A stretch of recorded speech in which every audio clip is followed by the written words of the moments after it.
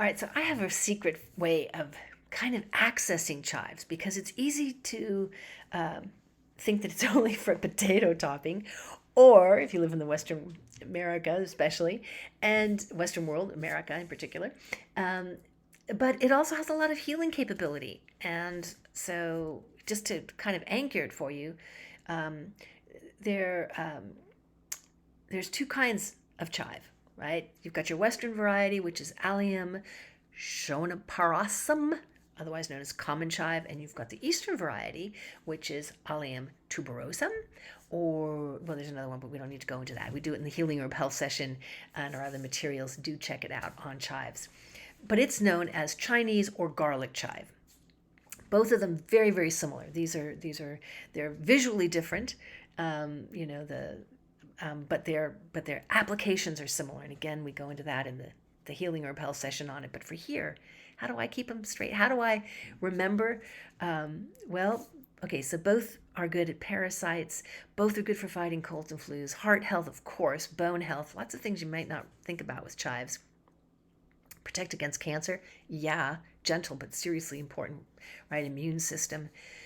Well, my way of kind of remembering all this, because so many plants can do this, comes from the eastern side. This is why at White Rabbit Institute we are always trying to provide you with the eastern perspective and the western, because you just don't know when one or the other is going to give you a new insight or open a door to a new way of using it. And in this case, it just anchors my memory, because from a traditional Chinese medicine perspective, chive is considered to restore yang.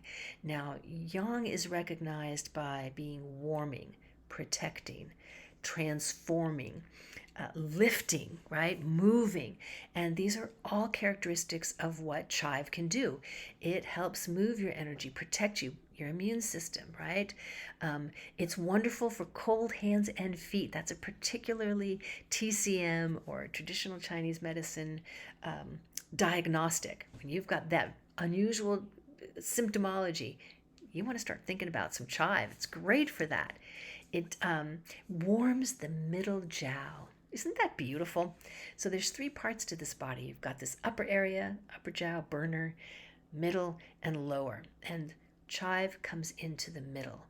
And this is, of course, where your nutrition is happening, and the liver with its free flow of chi, so that you've got, you're flexible, you're moving, things aren't getting stuck, and menstrual cramping and heart problems and other inflammatory issues that come from being stuck, emotionally stuck, angry, right? This will come in and help with all that. So that's my secret. I go right to, this is a tonifying yang herb.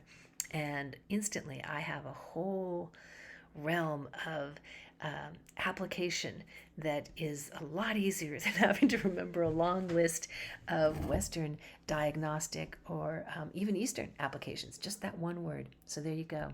Tonifies yang, warms the middle jiao.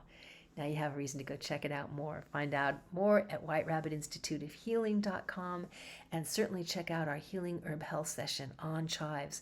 We go into recipes that you might not expect, applications, how to use it, and yeah, there's just so much more to chives than a potato topping.